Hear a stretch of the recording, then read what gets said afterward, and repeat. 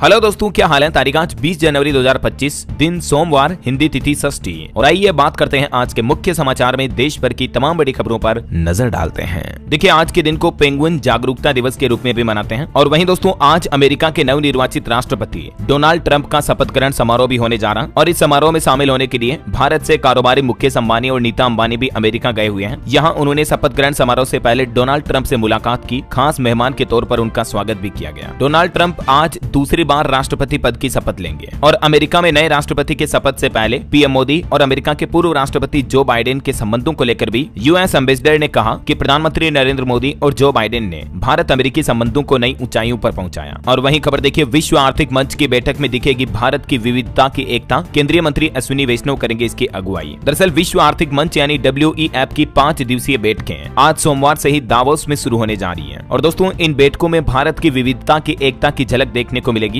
WEF में आज सोमवार से दुनिया के अमीर और ताकतवर लोग जुटेंगे। और अच्छी बात यह है कि भारत भी इस बार अपना अब तक का सबसे बड़ा दल दावोस भेज रहा है। इसमें भारतीय प्रतिनिधि मंडल में तकरीबन 5 तो केंद्रीय मंत्री, 3 मुख्यमंत्री और कई राज्यों के मंत्रियों के साथ ही करीब 100 से भी ज्यादा मुख्य कार्यपालक अधिकारी भारत से दावोस में इस बैठक में हिस्सा लेंगे, है ना। और वहीं कल एक बड़ी दुर्घटना हो गई, आपको पता होगा, महाकुंभ में आग लगी। महाकुंभ मेले में यह बड़ा हादसा हुआ। टेंट में गैस सिलेंडर में विस्फोट की वजह से भीषण आग लग गई। हालांकि मौके पर पहुंची फायर ब्रिगेड की गाड़ियां। महाकुंभ मेले के सेक्टर 19 में सिलेंडर फटने की वजह से यह आग लगी, जिसमें 18 सिविल चपेट में आ गए। इस घटना के बाद प्रधानमंत्री नरेंद्र मोदी ने उत्तर प्रदेश के मुख्यमंत्री योगी आदित्यनाथ से भी फोन पर बातचीत की और घटना के बारे में जानकारी ली। इस महाकुंभ मेले की आग में गीता प्रेस के तकरीबन 180 कोटेज जल गए। खाना बनाते वक्त रेस्टोरेंट में सिलेंडर ब्लास्ट की वजह से यह आग लगने की आशंका बताई जा रही है। हालांकि अच्छी बात यह रही कि 1 घंटे के अंदर ही आग पर काबू पा लिया गया। इस घटना के बाद मुख्यमंत्री योगी आदित्यनाथ भी तुरंत प्रयागराज पहुंचे, हालातों का जायजा लिया। महाकुंभ से जुड़े कुछ और अपडेट है, मैं आपको आगे बताऊंगा। फिलहाल देखिए अगली खबर। प्रधानमंत्री नरेंद्र मोदी ने इस साल 2025 के अंत तक टीबी को खत्म करने का लक्ष्य तय किया है। IIM अहमदाबाद में आयोजित हेल्थ केयर समिट 2025 में केंद्रीय मंत्री JP नड्डा ने भारत सरकार की आयुष्मान भारत योजना की तारीफ करते हुए कहा कि इससे 4 करोड़ 20 लाख से भी ज्यादा नागरिकों को लाभ प्राप्त हुआ है। और अभी AI के उपयोग से भी हेल्थ केयर सेक्टर की दिशा में तेजी से आगे बढ़ने के प्रयास किए जा रहे हैं। और सरकार ने यह लक्ष्य तय किया दोस्तों कि इस साल तक भारत से टीबी को कम्प्लीटली खत्म किया जाए, यानी टीबी मुक्त भारत का सपना पूरा करने का प्लान है। चलिए अगली बड़ी खबर देखिए। राहुल गांधी ने व्हाइट टी शर्ट मूवमेंट की शुरुआत की, जिसमें राहुल गांधी का प्लान है देश में गरीबों के लिए न्याय की आवाज उठाएंगे। उन्होंने कहा कि मोदी सरकार की गलत नीतियों से गरीब परेशान है। वहीं खबर है दोस्तों, राहुल गांधी के खिलाफ असम राज्य में गैर जमानती FIR भी दर्ज हुई, क्योंकि 3 दिन पहले उन्होंने एक बयान दिया था। कहा कि कांग्रेस, भाजपा, RSS और इंडियन स्टेट के खिलाफ लड़ रही है। तो उनके इसी बयान को लेकर असम के गुवाहाटी में पुलिस स्टेशन में उनके खिलाफ FIR भी दर्ज हुई है। और इधर दिल्ली विधानसभा चुनाव के कुछ अपडेट्स देखिए दोस्तों। दिल्ली के मुख्यमंत्री आतिशी बोले कि केजरीवाल पर हमला करने वाले 3 लोग भाजपा प्रत्याशी प्रवेश वर्मा के करीबी हैं और तीनों अपराधी रहे हैं। कल ही यह घटना हुई थी, आपको पता होगा, पत्थर वगैरह फेंकने की। वहीं दिल्ली में विधानसभा चुनाव में अब तक 1040 उम्मीदवार मैदान में उतर चुके हैं। 477 नामांकन खारिज हुए। अब आज 20 जनवरी को उम्मीदवारी वापस लेने की अंतिम तिथि है। और वहीं दोस्तों, देश के जाने माने टीचर अवध ओझा, जो कि अभी कुछ दिनों पहले आम आदमी पार्टी में शामिल हुए थे, तो उन्होंने भी कहा कि बीजेपी बताए 15-15 लाख रुपए कब देगी, बटेंगे तो कटेंगे नहीं, बल्कि महंगाई पर बात होनी चाहिए। और वो ये भी बोले कि मनीष सिसोदिया ही मुझे आम आदमी पार्टी में लाए। और वहीं गृह मंत्री अमित शाह ने भी अपनी चुनावी जनसभा में कहा कि दिल्ली में NDA की ही सरकार बनेगी। आंध्र प्रदेश में जनता को संबोधित करते हुए बोले कि प्राकृतिक आपदा में NDRF और मैन मेड आपदा में NDA काम आती है। वहीं भाजपा के राष्ट्रीय अध्यक्ष JP नड्डा ने भी कहा कि अंबेडकर ने नहीं, बल्कि इंदिरा ने संविधान में सेक्युलर और सोशलिज्म शब्द जोड़ा। उन्होंने इमरजेंसी लगाई। अखबारों के एडिटोरियल ब्लैंक हो गए। दरअसल भाजपा के राष्ट्रीय अध्यक्ष JP नड्डा भी भाजपा के एक कार्यक्रम संविधान गौरव अभियान के लिए गुजरात अहमदाबाद पहुंचे और यहीं पर उन्होंने ये बयानबाजी की। तो ये कुछ राजनीतिक बातें चीतें चल रही है। और चलिए फिलहाल अपन आगे बढ़ते हैं खबरों में। देखिए दोस्तों, अभी 1-2 दिन पहले जो बॉलीवुड एक्टर सैफ अली खान पर हमला हुआ था, तो उस केस में एक आरोपी को गिरफ्तार कर लिया गया है। पुलिस ने यह भी दावा किया अब तक कि चोरी के इरादे से घर में घुसा था यह शख्स। फिलहाल कोर्ट ने 5 दिन की पुलिस कस्टडी दी है। गिरफ्तार आरोपी का नाम मोहम्मद शहजाद है और इसके पास भारत का कोई वैध दस्तावेज भी नहीं मिला है। वहीं सैफ अली खान, जो कि अभी अस्पताल में भर्ती है, उनसे मिलने अस्पताल पहुंचे उनके बेटे तैमूर और जय भी। भारी सुरक्षा बल के बीच स्फोट हुई करीना कपूर खान भी। और एक बड़ी खबर देखिए दोस्तों, जम्मू कश्मीर के राजौरी में जो रहस्यमय बीमारी फैली हुई है, उससे 17वीं मौत हो गई। एक ही परिवार के भी 8 लोगों की जान चली गई।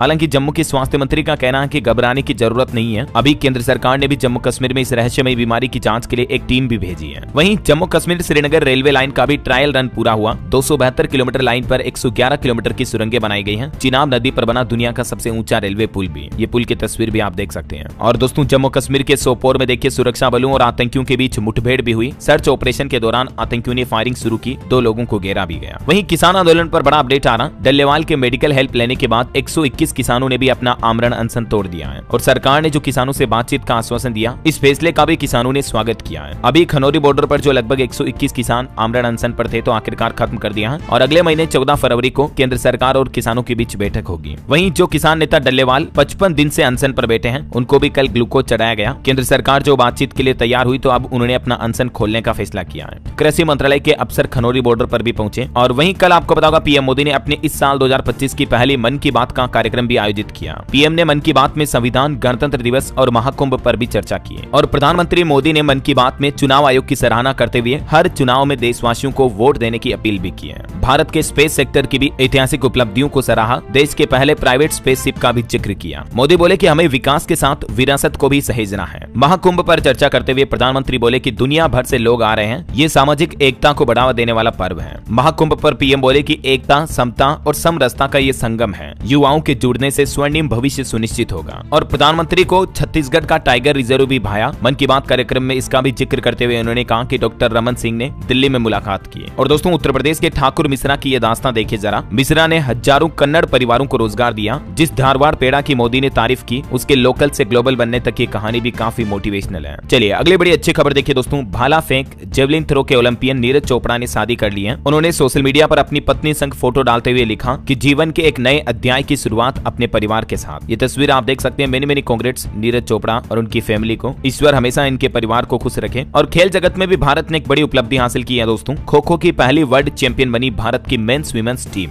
दोनों ने नेपाल को फाइनल हराया। टूर्नामेंट में एक भी मैच नहीं गंवाया और भारतीय महिला टीम ने तो ये पहली बार खो खो विश्व कप का खिताब जीता, फाइनल में नेपाल की टीम को हराकर। तो भारत की दोनों ही टीमों को मेनी मेनी कांग्रेट्स। और दोस्तों, एक बड़ी दुख भरी खबर भी सामने आई। देखिए आप, हरियाणा के Olympic medalist shooter Manu Bhaker के मामा और नानी का एक सड़क हादसे में निधन हो गया। हरियाणा में एक कार ने स्कूटी को टक्कर मारी। इस घटना में उनकी जान चली गई। अंतिम संस्कार से पहले गांव पहुंचे ओलंपियन भी। ये वाकई में बड़ा दुख भरा मोमेंट है। ये है वो मनु भाकर की नानी सावित्री और मामा युद्धवीर। ईश्वर इनकी आत्मा को शांति दे, हमारी यही प्रार्थना है। मनु भाकर ने दोस्तों भारत का नाम बहुत ऊंचा किया। कई मेडल जीते उन्होंने। कुछ इनकी सफलता के अचीवमेंट्स भी आप देख सकते हैं। और दोस्तों, नक्सलवाद पर भी एक बड़ी खबर आ रही कि छत्तीसगढ़ तेलंगाना बॉर्डर पर जो अभी बीती 16 जनवरी को मुठभेड़ हुई थी, उसमें 12 नहीं बल्कि 18 नक्सली मारे गए, जिसमें 5 महिलाएं भी हैं। इनमें एक तो 50 लाख का इनामी नक्सली भी था, वो भी ढेर हुआ। पूजा काकेरी मुठभेड़ की ये घटना है। चलिए, इंडिया ग्रोथ रेट पर भी एक अच्छी खबर आ रही दोस्तों। भारत की विकास दर आने वाले FY26 यानी फाइनेंशियल ईयर 2026 में 7% तक रहेगी। अब CII की तरफ से अनुमान लगाया गया। CII यानी industry body confederation of Indian industry. तो CII के सर्वे में ये बात कही गई है।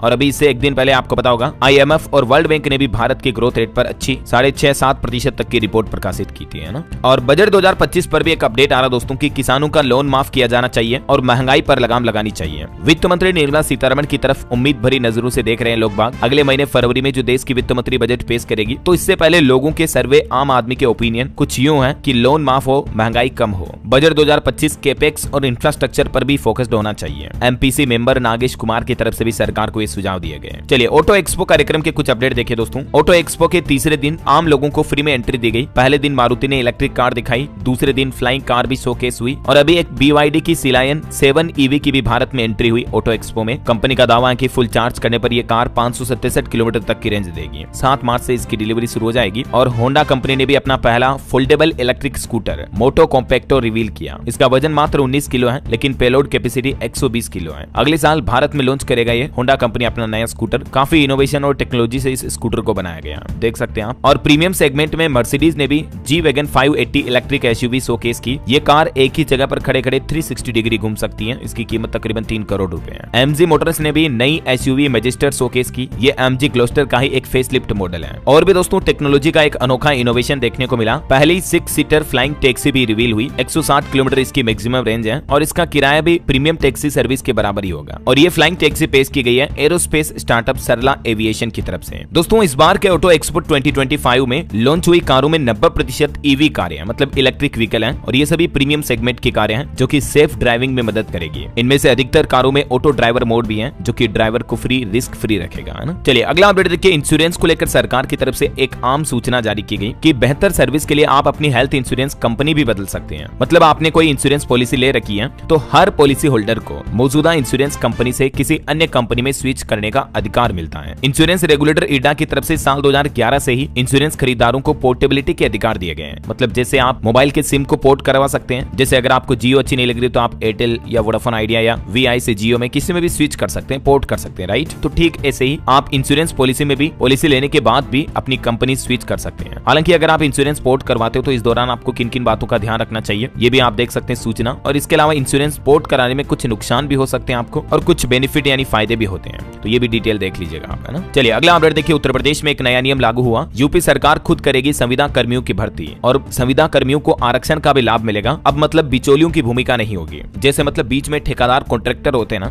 वैसे नहीं होंगे, बल्कि खुद सरकार की तरफ से आउटसोर्स पर तैनात संविदा कर्मियों का शोषण समाप्त करने के लिए डायरेक्ट भर्ती करने की घोषणा की है, जिसमें संविदा कर्मियों की भर्ती में बिचौलिया का कोई रोल नहीं रहेगा। बिचौलिया को बिल्कुल ही हटा दिया जाएगा। यूपी सरकार की तरफ से इस संबंध में प्रस्ताव भी तैयार किया गया श्रम विभाग द्वारा, जिसे कैबिनेट की मंजूरी के लिए शीघ्र ही शासन को भेजा जाएगा। चलिए अगला अपडेट आ रहा है। सरकारी अधिकारियों के लिए भी खुशखबरी है। अब उनकी गाड़ी का किराया बढ़ चुका है। उड़ीसा सरकार की तरफ से ये फैसला लिया गया है। उड़ीसा के भुवनेश्वर से कटक के बीच ऑफिस कार्य के लिए सफर करने वाले अधिकारियों का मासिक किराया 6,000 रुपए अपरिवर्तित रखा गया है, लेकिन व्यक्तिगत काम के लिए एक महीने में अधिकतम 300 किलोमीटर और 300 से 500 किलोमीटर तक की यात्रा करने पर मिलने वाले किराए की राशि में इजाफा यानी कि बढ़ोतरी की गई है। और ये जो नया नियम है दोस्तों, ये 1 फरवरी 2025 से ही लागू होगा। और सरकारी कर्मचारियों के ट्रेवल किराए में कितनी बढ़ोतरी की गई है इस बाबत जानकारी भी आप देख सकते हैं स्क्रीन पर। चलिए अगला अपडेट आ रहा है। केंद्रीय गृह मंत्री अमित शाह ने आंध्र प्रदेश में 220 करोड़ रुपए की परियोजनाओं का उद्घाटन किया। गृह मंत्री अमित शाह आंध्र प्रदेश के विजयवाड़ा में पहुंचे एनडीआरएफ के 20वें स्थापना दिवस समारोह में हिस्सा लेने के लिए, और इस मौके पर ही उन्होंने ये लगभग 225 करोड़ रुपए की परियोजनाओं का उद्घाटन और शिलान्यास करने की घोषणा की है। वहीं खबर है दिल्ली विधानसभा चुनाव को लेकर देश की राजधानी दिल्ली में 14 जनसभाओं को भी संबोधित करेंगे मुख्यमंत्री योगी आदित्यनाथ। चलिए अगला अपडेट देखिए। वैज्ञानिकों के एक सर्वे अध्ययन में ये बात सामने आई है कि बेटियां व दूसरों को खुश रखने वाले जो बच्चे होते हैं ना, वो माँ बाप के दुलारे होते हैं। अमेरिका के ब्रिंगम यंग यूनिवर्सिटी के प्रोफेसर और अध्ययन प्रमुख लेखक एलेक्जेंडर जेनसन ने एक रिसर्च की, मतलब सोशली समाज में एक साइकोलॉजिकल रिसर्च की, जिसके मुताबिक शोध ये बताते हैं कि माता पिता का एक बच्चे को दूसरे बच्चे से ज्यादा पसंद करने का पक्षपात बच्चों पर लंबे वक्त तक असर डाल सकता है। इसलिए इस रिसर्च का नतीजा यह है कि एक तो माता पिता सभी बच्चों को समान प्यार दे, बराबर प्यार दें, और बच्चे भी अपने बड़े भाई बहन जो होते हैं ना, वो अपने छोटे भाई बहनों को अच्छे रखें, उन्हें ज्यादा प्यार करें, क्योंकि ऐसे बच्चों को माता पिता भी ज्यादा पसंद करते हैं। और रिलेशनशिप यानी रिश्तों पर भी एक रिपोर्ट सामने आ रही। देखिए आप कि जीवन में खुशी या संतुष्टि क्या ज्यादा जरूरी है, आखिर खुशी के रास्ते संतोष तक हम कैसे पहुंच सकते हैं, इस पर भी साइकोलॉजिस्ट ने 5 सुझाव जारी किए आम लोगों के लिए। देखिए डॉक्टर मनीष बोरासी जो कि वरिष्ठ मनोचिकित्सक हैं, उनका यह कहना कि संतुष्टि और खुशी दोनों जीवन के लिए जरूरी है। संतुष्टि से हम अपने लक्ष्य की ओर बढ़ते हैं और खुशी से हम हर पल को जीते हैं। तो इन दोनों ही चीजों का जीवन में संतुलन होना चाहिए, यही जीवन को पूर्ण बनाता है। संतुष्टि में एक स्थिरता है, ये अपने भीतर मिलती है, जबकि खुशी अस्थायी होती है और ये बाहरी चीजों से या किसी एक्टिविटीज से मिल सकती है। तो दोस्तों जीवन में खुशी पाने के 5 आसान उपाय क्या है? देखिए सबसे पहले तो अपने स्वास्थ्य पर ध्यान दें, अपनी सोच को पॉजिटिव रखें, छोटी छोटी बातों का जश्न मनाएं, जीवन के हर एक पल को, हर एक मोमेंट को जिए, एंजॉय करें, अपने करीबियों के साथ वक्त बिताएं और आपकी जो फेवरेट एक्टिविटीज हैं उसमें हिस्सा लें। और अब देखिए जरा संतुष्टि पाने के क्या 5 उपाय हैं। ये बहुत ही महत्वपूर्ण साइकोलॉजिकल रिसर्च के रिजल्ट मैं आपको बता रहा हूं दोस्तों, ध्यान से समझना। पूरी रिसर्च का निचोड़ ये है कि अगर आप अपने जीवन में संतुष्टि पाना चाहते हैं तो सबसे पहला खुद से प्यार करें और आपके अतीत को पीछे छोड़ दें। अगर लाइफ में बीते पास्ट में कुछ भी बुरा हुआ, अच्छा हुआ, सबको फिलहाल छोड़ दें। अपने लक्ष्य पर फोकस रखें और खुद के साथ वक्त बिताएं। आपकी कोई हॉबी है, आपको जो चीजें अच्छी लगती हैं वो करें, अपने अंदर नए नए शौक विकसित करें, इन्हीं से आपको संतुष्टि मिल सकती है ना। बाकी घर परिवार की सुख शांति के लिए समर्पण की भावना भी जरूरी है। मुश्किल समय में धैर्य और सहनशीलता बनाए रखें और अपने परिवारजनों के साथ हर किसी अनजान व्यक्ति की, अनजान शख्स की भी मदद करने के लिए हमेशा तैयार रहें। जीवन में रियल बताऊं दोस्तों तो असली खुशी आपको तभी मिलेगी जब आप किसी मुसीबत में किसी गरीब की मदद करते हो। ठीक है, जितनी आपकी श्रद्धा है उस अनुसार हमें मदद करनी चाहिए, राइट। तो ये तो लाइफस्टाइल से जुड़ी काफी चीजें मैंने आपको बता दी। बहरहाल अभी तो कुछ और महत्वपूर्ण और काम की खबरें देखेंगे दोस्तों अपन, लेकिन फिलहाल वक्त तो चला है आज के ताजा मौसम समाचार जानने का। और हाँ, एक बात आपको याद दिला दूं, अगर आप डीएलएस न्यूज चैनल पर पहली बार आए हैं और चैनल से अभी तक जुड़े नहीं हो दोस्तों तो जुड़ जाइए, चैनल को सब्सक्राइब करके बेल आइकन जरूर दबा दीजिएगा, ताकि आपको रोजाना की ताजा खबरें, महत्वपूर्ण मुख्य समाचार, काम के न्यूज अपडेट सबसे पहले आपके मोबाइल पर मिलते रहेंगे। और बाकी तो आपका दिल करे मन करे तो इस वीडियो पर एक लाइक और शेयर भी जरूर कर देना। चलिए बिना टाइम वेस्ट किए सीधा आगे बढ़ते हैं मौसम अपडेट में। तो देखिए देश के 17 राज्यों में कोहरा छाने की चेतावनी। यूपी में फिर से कई ट्रेनें फ्लाइट लेट हुई। हरियाणा में भी विजिबिलिटी 5 मीटर तक चल रही है। हिमाचल के कई जिलों में पारा -9 डिग्री तक पहुंचा। मध्य प्रदेश में भी तापमान 4 डिग्री तक चल रहा है। कुछ अलग अलग राज्यों के अपडेट देखिए आप फटाफट से। मध्य प्रदेश में 5 जिलों में कोल्ड डे का अलर्ट है। आगरा मालवा में कोहरे में एक बस भी पलटी। इधर राजस्थान की बात करें तो यहाँ भी कोटा में कोहरे के कारण 8 गाड़ियां भिड़ गई और इस रोड एक्सीडेंट में एक व्यक्ति की तो जान भी चली गई। एक एम्बुलेंस को भी ट्रक ने टक्कर मार दी। और आज से राजस्थान में मौसम फिर से बदल सकता है। कई जिलों में बारिश की भी संभावना है। यूपी में भी कोहरे में 7 बड़े हादसे हुए जिसमें 8 लोगों की जान चली गई। 12 गाड़ियां टकराई, 2 विदेशी समेत 34 लोग घायल घायल हो गए। लखनऊ में एक ट्रक भी नदी में गिर गया। इधर बिहार के भी 12 जिलों में घने कोहरे का अलर्ट है। अगले 3 दिनों तक शीतलहर जैसी स्थितियां रहेगी। 26 जनवरी के बाद ठंड से थोड़ी राहत मिलेगी बिहार को। हरियाणा राज्य में भी 2 दिन लगातार बारिश की चेतावनी। रात में तापमान और गिरेगा, सुबह रात में धुंध छाएगी। और पंजाब में देखिए चंडीगढ़ समेत 17 जिलों में कोहरे का अलर्ट है। न्यूनतम तापमान में बढ़ोतरी हुई। पश्चिमी विक्षोभ एक्टिव होने के चलते 21, 22, 23 जनवरी को पंजाब के कई जिलों में बारिश की संभावना है। झारखंड में भी ठंड और कोहरे का डबल अटैक देखने को मिल रहा है। 6 जिलों में शीतलहर का अलर्ट है। और उत्तराखंड की बात करें दोस्तों तो यहाँ फिर से कड़ाके की सर्दी पड़ेगी, क्योंकि 20 से 24 जनवरी तक उत्तराखंड में बारिश और बर्फबारी का डबल अटैक देखने को मिलेगा। और भी अगले 24 घंटों के दौरान मौसम की संभावित गतिविधियां क्या रह सकती हैं, जिसकी जानकारी आप देख सकते हैं स्क्रीन पर। ओके, और चलिए मौसम के बाद कुछ मार्केट अपडेट्स देख लेते हैं दोस्तों। देखिए, एक तो स्टॉक मार्केट पर खबर आ रही है कि मार्केट में जो इतनी गिरावट आ रही है, इसके पीछे वजह यह है कि बीते 17 दिन में ही शेयर बाजार से 44,396 करोड़ रुपए एफपीआई ने निकाले, यानी विदेशी निवेशकों ने विड्रॉ किए। और इसी वजह से इस सप्ताह में भी टॉप 10 कंपनियों के मार्केट कैप में लगभग 1.25 लाख करोड़ रुपए तक की गिरावट देखी गई। मतलब भारत की टॉप 10 कंपनियों में से 6 की वैल्यू इतनी गिरी है। और दोस्तों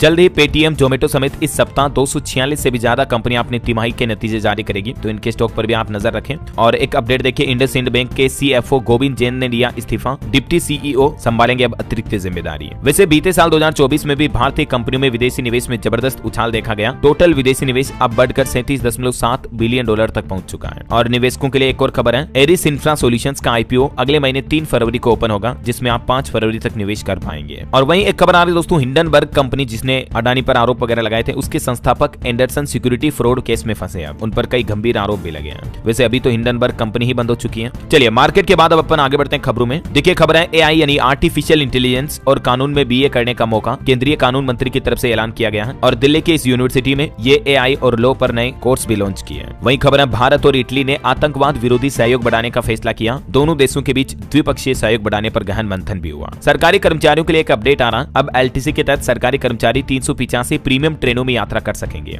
जिसमें 136 वंदे भारत और 97 हमसफर ट्रेनें भी शामिल है इस योजना में। ठीक है ना, इनमें फ्री सफर करने का मौका मिलेगा गवर्नमेंट एम्प्लॉइज को। वहीं दोस्तों टेक न्यूज से एक खबर आ रही है। देखिए इंस्टाग्राम रील्स की अवधि बढ़ चुकी है। अब आप इंस्टाग्राम रील में 3 मिनट लंबी वीडियो भी पोस्ट कर पाएंगे। रील पर वीडियो के ड्यूरेशन को कंपनी ने बढ़ा दिया। इसके अलावा इंस्टाग्राम की तरह व्हाट्सएप स्टेटस में भी अब आप म्यूजिक गाने वगैरह लगा पाएंगे। जल्दी व्हाट्सएप में भी आपको ये नया धांसू फीचर का अपडेट मिलने वाला है। चलिए खबर देखिए दोस्तों, आयरलैंड में मनाया गया बहुभाषी हिंदी दिवस समारोह है। भारतीय समुदाय के लोगों ने भी अपनी मातृभाषा पर गर्व किया। और खबर है, फ्रैंकफर्ट में हिम टेक्सटाइल 2025 में भारतीय मंडप भी मौजूद होगा। केंद्रीय कपड़ा मंत्री गिरिराज सिंह ने इसका उद्घाटन किया। जर्मनी के मेसे फ्रैंकफर्ट में आयोजन हो रहा है। और देखिए उत्तराखंड में राष्ट्रीय खेलों का शुभारंभ करेंगे पीएम मोदी। इसके साथ ही उत्तराखंड राज्य को कई नई बड़ी सौगात भी देंगे। 38वें राष्ट्रीय खेलों का शुभारंभ 28 जनवरी को उत्तराखंड में होगा। ठीक है ना, इस दौरान पीएम मोदी राज्य के पहले खेल विश्वविद्यालय यानी स्पोर्ट्स यूनिवर्सिटी और एक महिला स्पोर्ट्स कॉलेज का भी शिलान्यास करेंगे। चलिए अगला अपडेट देखिए, डाक विभाग भारतीय संविधान अंगीकार करने के 75 साल पूरे होने के उपलक्ष्य में आज से नई दिल्ली में 3 दिन का समारोह भी आयोजित करने जा रहा है। इंडिया पोस्ट डिपार्टमेंट की तरफ से आयोजन होगा। चलिए दोस्तों महाकुंभ से जुड़े कुछ अपडेट देख लेते हैं फटाफट से।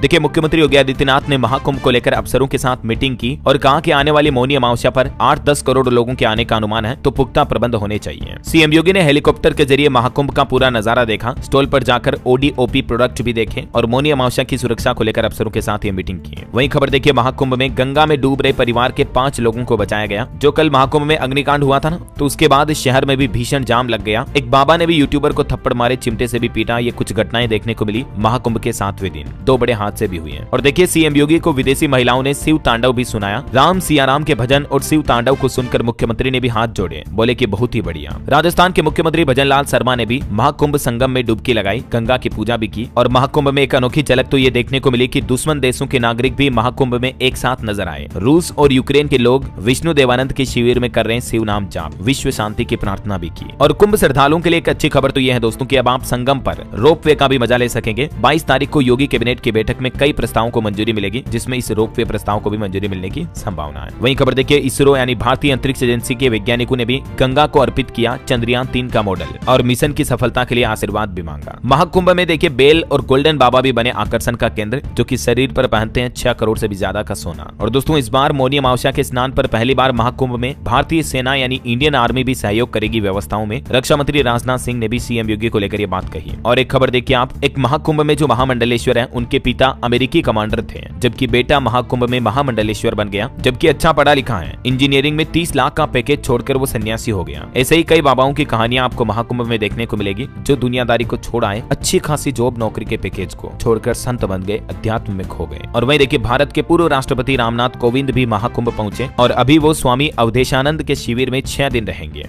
दिव्य प्रेम सेवा मिशन की संगोष्ठी में भी शामिल होंगे। और पूर्व राष्ट्रपति ने यह भी कहा कि 1 नेशन 1 इलेक्शन देश की जरूरत है। महाकुंभ में तुलसी पीठाधीश्वर से भी मुलाकात की है ना। तो ये दोस्तों कुंभ के कुछ अपडेट रहे। और चलिए अगली खबर देखिए, प्रधानमंत्री नरेंद्र मोदी ने झापना में प्रतिष्ठित सांस्कृतिक केंद्र का नाम तिरुवल्लुर सांस्कृतिक केंद्र रखे जाने का स्वागत भी किया। वहीं खबर है बिहार में अखिल भारतीय पीठासीन अधिकारियों का 25वां सम्मेलन आज से ही शुरू होने जा रहा है। और खबर है हरियाणा राज्य में एससी की लिस्ट से हटाए जाएंगे इन 3 जातियों के नाम। सरकार ने केंद्र सरकार को इस संबंध में पत्र भी लिखा है। एससी यानी अनुसूचित जाति की सूची में से 3 जातियों को हटाने का प्रस्ताव केंद्र सरकार को भेजा है हरियाणा सरकार ने, जिसमें देखिए एक तो चूरा, भंगी और मोची जैसे नामों को आपत्तिजनक और वर्चस्ववादी माना है हरियाणा सरकार ने। और इन नामों को हटाने से पूरे देश में अनुसूचित जाति की सूची प्रभावित होगी। इस कदम का उद्देश्य है सामाजिक न्याय और समानता को बढ़ावा देना। इससे पहले हरियाणा के पूर्व मुख्यमंत्री भूपेंद्र सिंह हुड्डा भी कर चुके हैं इन जातियों को हटाने की मांग। और अभी हरियाणा के नए सीएम नायब सिंह सैनी ने भी केंद्र सरकार को इस संबंध में पत्र लिखा है। तो देखते हैं आखिरकार सेंट्रल गवर्नमेंट इस पर क्या फैसला लेती है। फिलहाल देखिए अगली खबर, बिहार के बेतिया में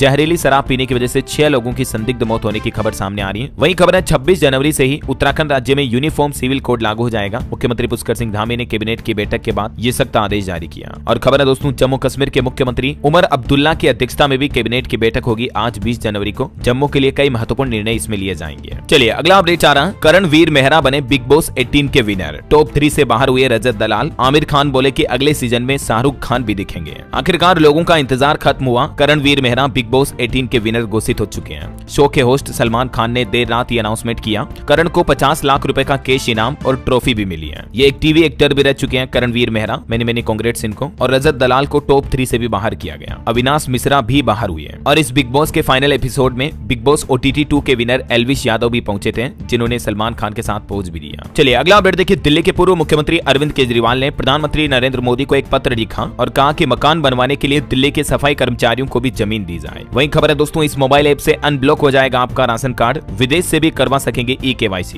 हिमाचल प्रदेश सरकार की तरफ से ये नया मोबाइल ऐप पेश किया गया। जिन लोगों को eKYC करवाने में दिक्कत आ रही है तो वो घर बैठे इस ऐप के जरिए eKYC करवा सकते हैं। देख सकते हैं आप इस ऐप के बारे में डिटेल भी। चलिए अगली बड़ी अच्छी खबर देखिए, नो सिग्नल पर भी मोबाइल यूजर्स कर सकेंगे कॉल और डेटा का इस्तेमाल। हाई स्पीड 4G कनेक्टिविटी मिलेगी। कई बार होता ना दोस्तों कि मोबाइल में नेटवर्क न होने की वजह से हमें कॉलिंग करने में समस्या आती है, आवाज भी कट कट कर आती है। तो इसके लिए दोस्तों अब एक नई टेक्नोलॉजी पेश की गई है, इंट्रा सर्किल रोमिंग सुविधा। ट्राई की तरफ से ये शुरू की गई है। इस सर्विस के शुरू होने के बाद रिलायंस जियो, एयरटेल, BSNL यूजर्स अब किसी भी नेटवर्क के जरिए आसानी से कॉलिंग कर पाएंगे, भले ही उनका सिम कार्ड किसी भी कंपनी का हो। समझ रहे हो, मतलब inter calling, inter network connectivity feature मिलेगा आपको सभी सिम कार्ड पर एक दूसरे के नेटवर्क का इस्तेमाल करने का, है ना। चलिए कुछ स्टेट न्यूज अपडेट देख लेते हैं दोस्तों फटाफट से। देखिए कर्मचारियों की ग्रेच्युटी पर भी राजस्थान हाईकोर्ट ने एक फैसला सुनाया। कहा कि ग्रेच्युटी कोई इनाम नहीं है, बल्कि ये कर्मचारी का कानूनी अधिकार है। और ग्रेच्युटी नहीं देने पर जीत समूह को फटकार भी लगाई और 25,000 का जुर्माना भी लगाया। वहीं खबर है दोस्तों मध्य प्रदेश में 8वां वेतनमान लागू होने में अभी 3 साल लगेंगे, क्योंकि केंद्र सरकार के आदेश के बाद नए आयोग पर फैसला होना अभी बाकी है। 15% तक बढ़ सकती है कर्मचारियों की सैलरी। और खबर है छत्तीसगढ़ में फरवरी में किसानों को धान खरीदी के अंतर की राशि मिलेगी। इस साल भी 3100 में धान खरीदी की गई। वैसे मध्य प्रदेश में भी गेहूं खरीदारी के लिए किसान पंजीकरण आज से ही शुरू होंगे। मोबाइल ऐप पर बैठे घर बैठे किसान भाई लोग पंजीकरण कर पाएंगे, रजिस्ट्रेशन कर पाएंगे, ठीक है ना। और एक अच्छी खबर देखिए, छत्तीसगढ़ सरकार भूमिहीन श्रमिकों को 10-10 हजार रुपए देगी। छत्तीसगढ़ के सारगढ़ में मुख्यमंत्री विष्णुदेव साय बोले कि ये योजना तैयार है, जल्द ही खातों में पैसे ट्रांसफर कर दिए जाएंगे। वहीं देखिए झारखंड में पलामू मेडिकल कॉलेज हॉस्टल से गांजा, शराब, सिगरेट जैसी नशीली वस्तुएं पाई गई। बॉयज हॉस्टल से भी लड़कियों के कपड़े मिले। ऐसी घटनाओं के बाद रात 2 बजे तक कॉलेज में हंगामा हुआ, स्टूडेंट्स ने भी प्रदर्शन किया। वहीं खबर है हरियाणा के पूर्व गृह मंत्री अनिल विज ने आदेश जारी किया। कहा कि स्टैंड के भीतर जाएं अब बसें,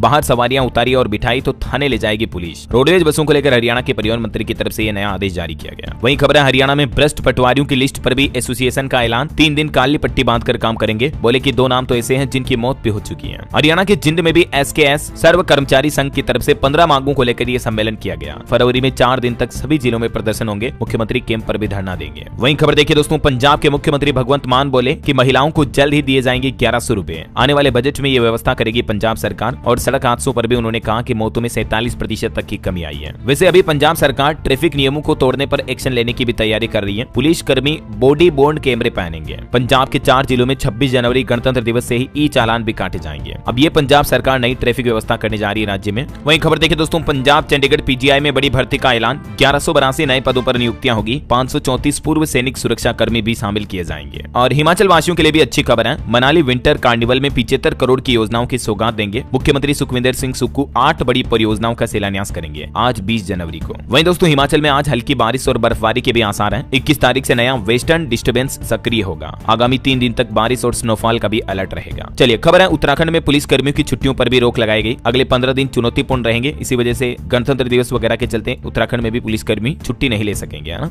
चलिए अब अपन कुछ एजुकेशनल खबरें देख लेते हैं दोस्तों फटाफट से। देखिए उड़ीसा पुलिस सब इंस्पेक्टर भर्ती के लिए आज से स्टार्ट होंगे आवेदन। ऑनलाइन इस पोर्टल के माध्यम से अभ्यर्थी आवेदन कर सकेंगे। और वहीं राजस्थान में स्टेनोग्राफर भर्ती परीक्षा के लिए भी आवेदन 23 जनवरी से शुरू होंगे। ये इसका एप्लीकेशन फॉर्म का ऑफिशियल पोर्टल है। और गवर्नमेंट जॉब्स पर कुछ और अपडेट है। टीचिंग, बैंकिंग, मेडिकल और रेलवे समेत अभी कई विभागों में हजारों सरकारी नौकरियां निकली हुई हैं। इस सप्ताह दोस्तों 22,000 से भी ज्यादा पदों पर भर्तियां चल रही हैं। मैंने आपको कुछ रिक्रूटमेंट्स के बारे में तो बताई भी थी डिटेल। एसबीआई में स्पेशलिस्ट कैडर के 150 पदों पर वैकेंसी निकली हुई है। एसबीआई पीओ पर भी 600 पदों पर भर्ती चल रही है। इसके अलावा देखिए बिहार पंचायती राज विभाग में भी 1583 पदों पर भर्ती निकली। 12वीं पास को भी मौका है। लास्ट डेट रहेगी इसकी 29 जनवरी 2025। मध्य प्रदेश में शिक्षक भर्ती 2025 का नोटिफिकेशन जारी हुआ। 10,758 वैकेंसी है। 28 जनवरी से ही फॉर्म भरना शुरू होंगे। आप ऑनलाइन अप्लाई कर पाएंगे। 11 फरवरी इसकी लास्ट डेट रहेगी, ठीक है। और बैंकिंग भर्ती पर खबर है, बैंक ऑफ बड़ौदा में 1267 पदों पर भर्ती निकली है, जिसकी आवेदन करने की आखिरी तारीख को भी बढ़ा दिया। अब आप 27 जनवरी 2025 तक इसमें आवेदन कर पाएंगे। वहीं एम्स में भी 4576 पदों पर भर्ती निकली है। DFCCIL में 642 वैकेंसी अवेलेबल है। तो कई सारे रिक्रूटमेंट गवर्नमेंट जॉब्स के बारे में आज दिन में मैं आपको अलग से सेपरेट वीडियो में बता दूंगा कि इस सप्ताह की कौन कौन सी जॉब्स अवेलेबल है, ठीक है ना।